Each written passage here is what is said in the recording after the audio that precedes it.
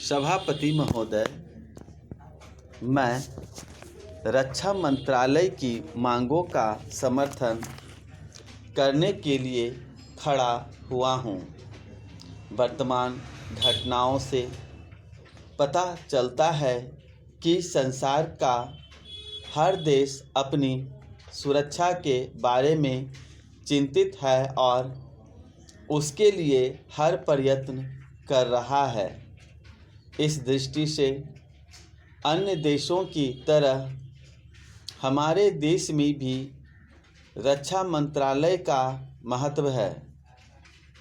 मुझे इस बात की खुशी है कि जहां अन्य मंत्रालयों की उनके पिछले साल के कामों के बारे में काफ़ी आलोचना हुई है, वहां इस मंत्रालय की कम आलोचना हुई है। इससे पता चलता है कि इस मंत्रालय ने पिछले साल अच्छा काम किया है।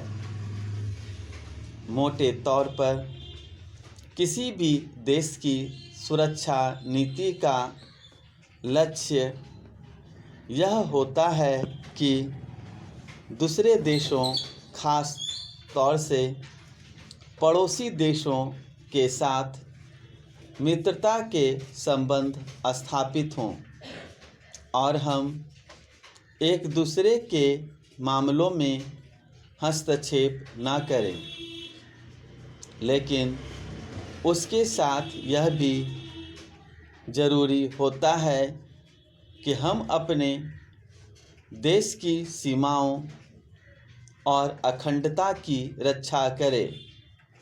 इसलिए हमारे देश का यह कर्तव्य हो जाता है कि हम अपने पड़ोसियों के कार्यों पर पूरी नज़र रखें, क्योंकि आज तक हमारे देश पर जो संकट आए वे हमारे पड़ोसियों से आए हैं।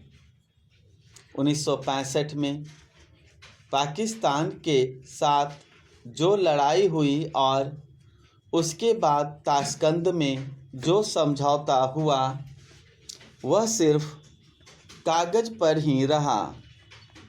पाकिस्तान ने उस पर कोई अमल नहीं किया।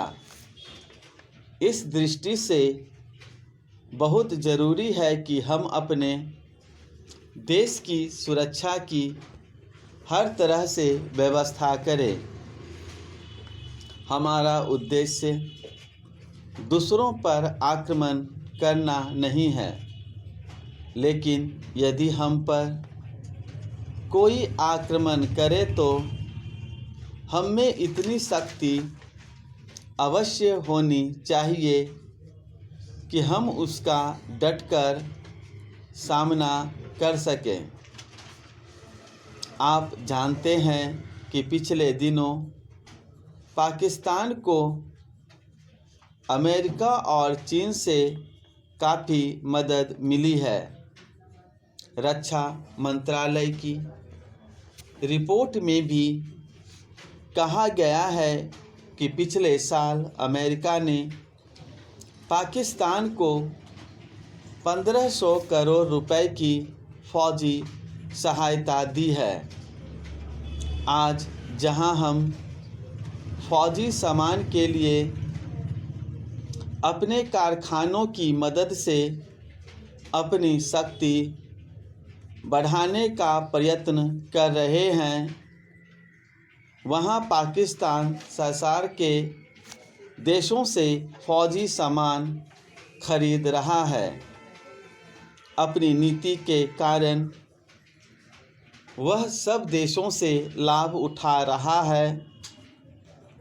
मेरा सुझाव है कि हमको भी अपनी शक्ति बढ़ाने के लिए संसार के अन्य देशों से अधिक फौजी सामान खरीदना चाहिए। आज तिब्बत की सीमा पर चीन की 1.5 लाख फौज खड़ी है।